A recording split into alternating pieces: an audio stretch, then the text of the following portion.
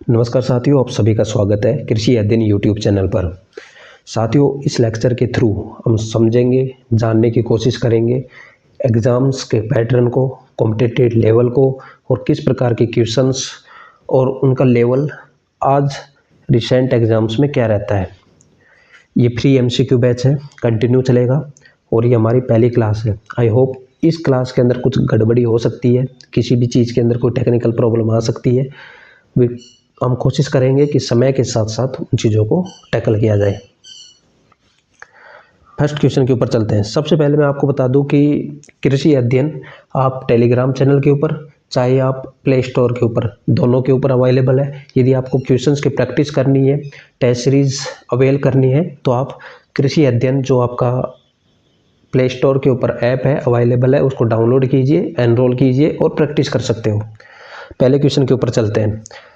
आज हम जो बात करने जा रहे हैं वो है एग्रीकल्चरल एक्सटेंशन। एग्रीकल्चरल एक्सटेंशन का जो पहला क्वेश्चन है, द एजुकेशन कोजेज। एजुकेशन जो शब्द है, सबसे पहले ये एक वर्ड है एडुकेयर, उससे मिलकर बना हुआ है। एडुकेयर का मतलब होता है किसी चीज को टू ब्रिंग अप, बाहर लेके आना। कैसे लाया जाएगा? जो एक ह्यूमन बिहेवियर है, एक ह्यूमन बीइंग है, उसके बिहेवियर के अंदर कुछ डिजायरेबल चेंजेस करेंगे। चेंजेस किसके अंदर? उसके नॉलेज के अंदर, उसके एटीट्यूड के अंदर और उसकी स्किल्स के अंदर, जिससे कुछ ऐसे प्रोडक्शन हो, ऐसे डिजायरेबल चेंजेस का प्रोडक्शन हो जो आपकी ह्यूमन बीइंग को अप लेकर आए, मतलब ब्रिंग, उसको प्रमोट करे, उसकी स्किल्स प्रमोट हो, उसका लेवल अप हो। तो एजुकेशन इसका राइट ऑप्शन हो जाएगा, ऑप्शन नंबर डी।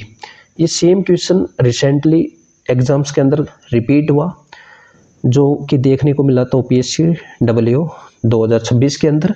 वहाँ पर नॉलेज, एटीट्यूड और स्किल्स, इनके अंदर डिजायरेबल चेंजेस लाना ह्यूमन बिहेवियर के अंदर, तो वो सब किसके काम है? एजुकेशन का।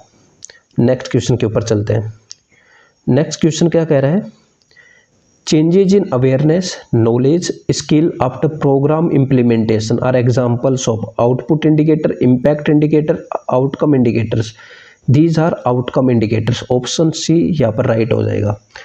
देखिए, अवेयरनेस के अंदर चेंज आना, आप पहले से ज़्यादा अवेयर हैं। दूसरा, आपकी नॉलेज बूस्ट हुई है। दूसरी, आपकी स्किल परफेक्ट हुई है। आफ्टर प्रोग्राम इम्प्लीमेंटेशन, ये सब क्या है? आपके आउटकम को बता रहे हैं। तो ये किसका पार्ट हो गया? आउटकम इंडिकेटर्स का पार्ट हो गया। नेक्स्ट क्वेश्चन के ऊपर चलते हैं। Generation of agricultural extension can be divided into. ये 4 जनरेशन के अंदर डिवाइड है। देखो, जब हम इनको डिवाइड करते हैं, ये आता है आपका जो कॉलोनियल एरिया था, जो कॉलोनियल एरा था, जहाँ पर ब्रिटिश थे। तो ब्रिटिश टाइम पर क्या होता था कि एक सिंपल सा ऐसी क्रॉप्स को ग्रो किया जा रहा था। हमारा सिर्फ मोटिव था, जो वहाँ पर जो ब्रिटिश का जो मोटिव था, वहाँ उनके सिर्फ एक मोटिव था कि हम प्रॉफिट गेन करें। तो वह जो कैश क्रॉप को ज़्यादा ग्रो किया जा रहा था, ऐसी इंडिगो क्रॉप्स को ज़्यादा ग्रो किया जा रहा था। तो वहाँ पर सिंपल सा उनका मोटिव था कि हम प्रॉफिट ज़्यादा मार्जिन मिले, प्रॉफिट मोटिव मार्जिन या प्रॉफिट वहाँ से अपने को ज़्यादा देखने को मिले। यहाँ पर टॉप डाउन अप्रोच से ये बॉटम अप अप्रोच तक जाता है। यहाँ पर ट्रेनिंग एंड विजिट सिस्टम आपको देखने को मिलता है, एंड देन आत्मा। और इसमें आपको, आप जब इटावा पायलट प्रोजेक्ट देखते हैं, ठीक है, इस तरीके के जो भी एक्सटेंशन के प्रोग्राम्स हैं, तो आज ये 4 जनरेशन, तो generation of agriculture extension can be divided into 4 generation. Colonial era, then post independence, ठीक है, जहाँ पर इटावा जो आपका पायलट प्रोजेक्ट है वो देखने को मिला था। इसके बाद ट्रेनिंग एंड विजिट सिस्टम, जहाँ टॉप डाउन अप्रोच था। देन बॉटम अप अप्रोच, जो आपका आत्मा के अंदर देखने को मिलता है, जहाँ डिसेंट्रलाइज प्लानिंग और सभी का पार्टिसिपेशन देखने को मिलता है। नेक्स्ट क्वेश्चन के ऊपर चलते हैं। अब एक चीज़ में आपको, जो नेक्स्ट क्वेश्चंस आएंगे, एक तो आएगा आपका टाइप ऑफ एजुकेशन से। किससे आएगा? Types of education, types of education से आएगा। दूसरा आएगा क्वेश्चन, वो आएंगे फीचर्स से, कि भाई एग्रीकल्चर एक्सटेंशन एजुकेशन है, उसके फीचर्स क्या हैं।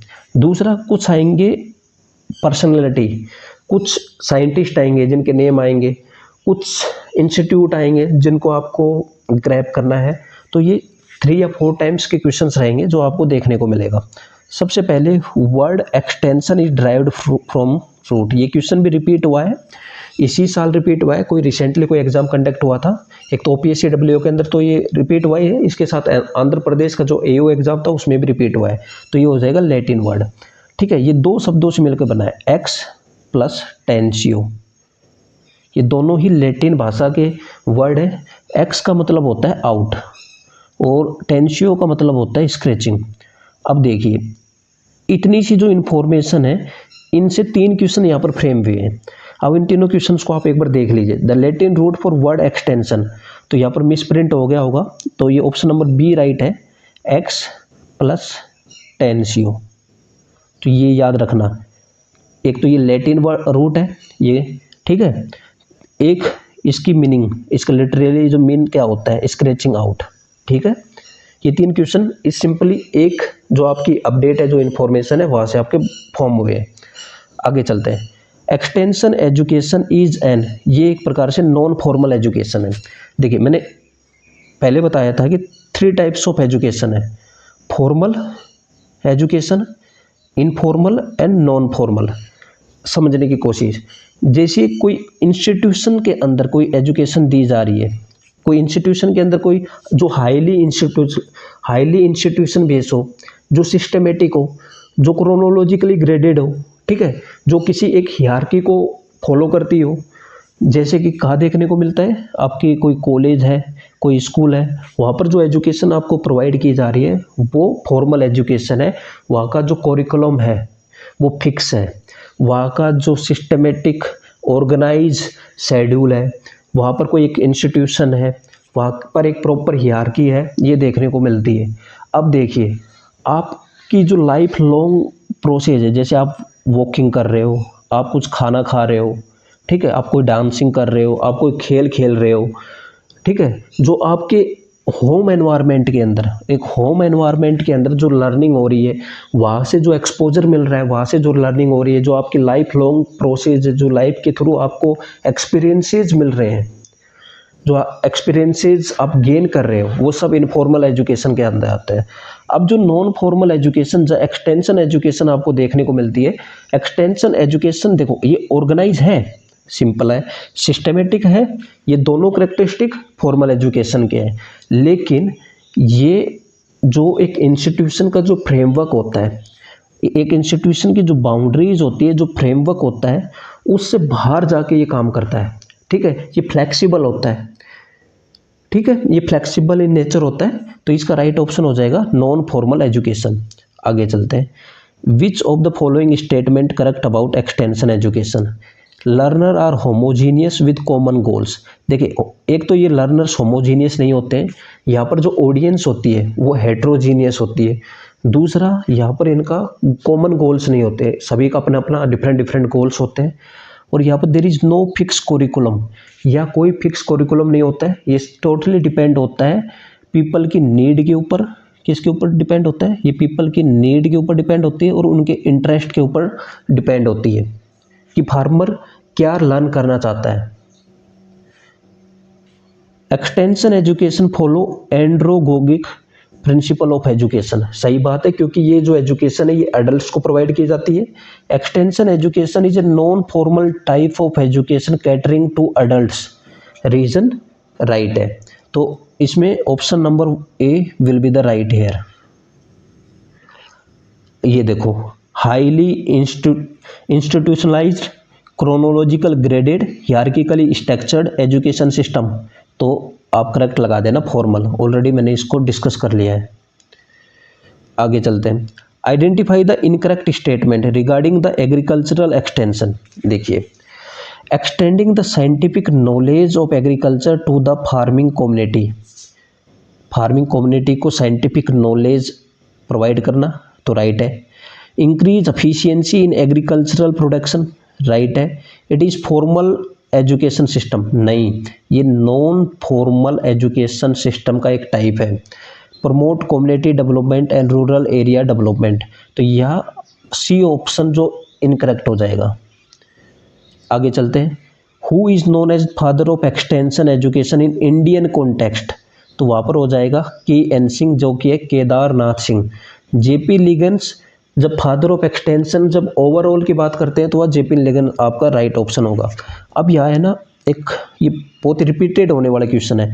एक तो फादर ऑफ एक्सटेंशन नॉर्मली पूछ ले, इंडिया के कॉन्टेक्स्ट के अंदर पूछ ले, ठीक है, यूनिवर्सिटी एक्सटेंशन के बारे में, मतलब फादर ऑफ यूनिवर्सिटी एक्सटेंशन कौन है, यूनिवर्सिटी एक्सटेंशन कौन है, उसके बारे में पूछ ले, तो नॉर्मली तो आप लगा देंगे JP लिगन्स, ठीक है। इंडिया के कॉन्टेक्स्ट में लगा देंगे KN सिंह। इन फैक्ट्स को आपको याद करते रहना है, KN सिंह, केदारनाथ सिंह, ठीक है, क्योंकि केदारनाथ नाथ है, भगवान शिव का नाम है, तो ये कहाँ से रिलेट कर रहा है, इंडिया से, ठीक है। इसके साथ साथ यूनिवर्सिटी एक्सटेंशन, यहाँ पर जो नाम आएगा वो है जेम्स स्टुअर्ट, ठीक है, ये इंग्लिश प्लेयर की तरह है, ठीक है। वहाँ पर इंग्लिश, जब क्रिकेट देखते हैं तो वहाँ पर इंग्लिश प्लेयर्स के ऐसे नाम होते हैं। आगे चलते हैं, फादर ऑफ एक्सटेंशन लगा देंगे JP लिगन्स।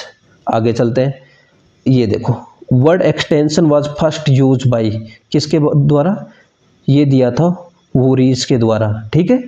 तो ये भी एक इंपॉर्टेंट क्वेश्चन फॉर्म हो जाता है। Option number D will be the right here. Term extension education was first coined in, term extension सबसे पहले यूनाइटेड किंगडम के अंदर कॉइन हुआ था, तो यहाँ पर इसका राइट ऑप्शन हो जाएगा B, ठीक है। देखिए, एक होता है टर्म एक्सटेंशन, ओनली एक्सटेंशन की बात करूं तो वो हुआ था 1866 के अंदर, और एक्सटेंशन एजुकेशन की बात करूं, ये टर्म कॉइन हुआ था 1873 के अंदर, ठीक है, कैम्ब्रिज यूनिवर्सिटी के अंदर। और कैम्ब्रिज यूनिवर्सिटी का है UK के अंदर, UK इंग्लैंड के अंदर, ठीक है। इसके बाद चलते हैं, ये आ गया टर्म एक्सटेंशन ओरिजिनेटेड इन, कब ओरिजिनेट हुआ था, 1866 के अंदर ओरिजिनेट हुआ था। कहाँ पर हुआ था, इंग्लैंड के अंदर हुआ था, याद रखना इन चीज़ों को, ये क्वेश्चन रिपीट होते हैं। इंग्लैंड के अंदर हुआ था, और ये सबसे पहले इम्प्लीमेंट कहाँ हुआ था, कैम्ब्रिज यूनिवर्सिटी के अंदर इम्प्लीमेंट हुआ था, कैम्ब्रिज यूनिवर्सिटी के अंदर, या ऑक्सफोर्ड यूनिवर्सिटी, ऑक्सफोर्ड और कैम्ब्रिज यूनिवर्सिटी के अंदर ये इम्प्लीमेंट हुआ था। और एक्सटेंशन एजुकेशन जो शब्द है, जो टर्म है, वो सबसे पहले कब आया था, 1873, extension education. Who is known a father of university extension, James Stuart.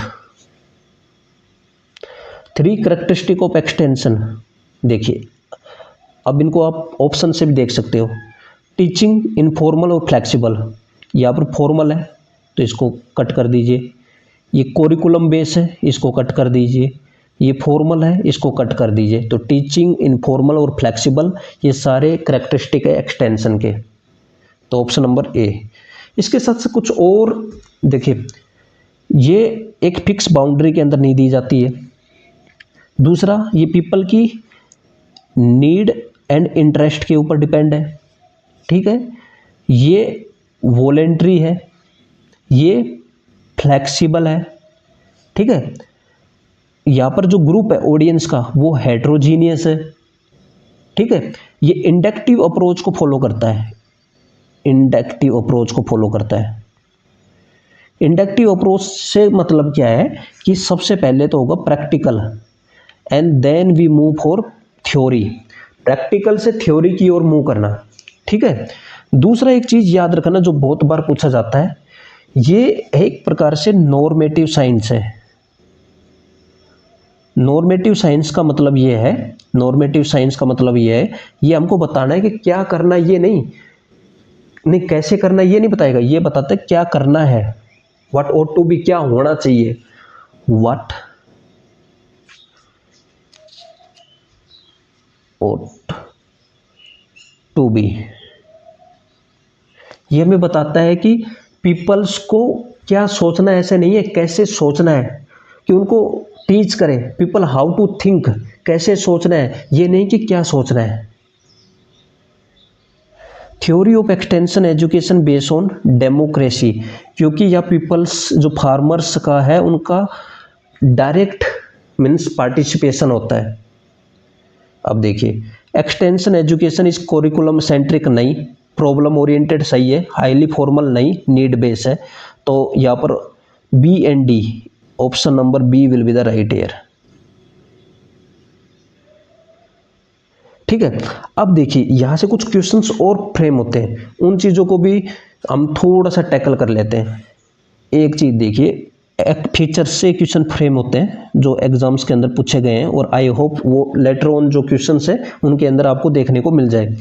एक एक्सटेंशन जो है कंटिन्यूअस एजुकेशन है, कंटिन्यूअस एजुकेशन है, कंटिन्यूअस एजुकेशन है। दूसरा, इसकी जो लर्निंग है, जो टीचिंग है, वो हॉरिजॉन्टल है, हॉरिजॉन्टल है। और बाई डायरेक्शनल है। बाई डायरेक्शनल का मतलब ये है, क्या है, बाई डायरेक्शनल है। बाई डायरेक्शनल का सिंपल सा मतलब है कि ये फार्मर और रिसर्चर्स के बीच में टू वे कम्युनिकेशंस होता है। तो इन सभी चीज़ों को बताता है कौन, आपकी एक्सटेंशन एजुकेशन।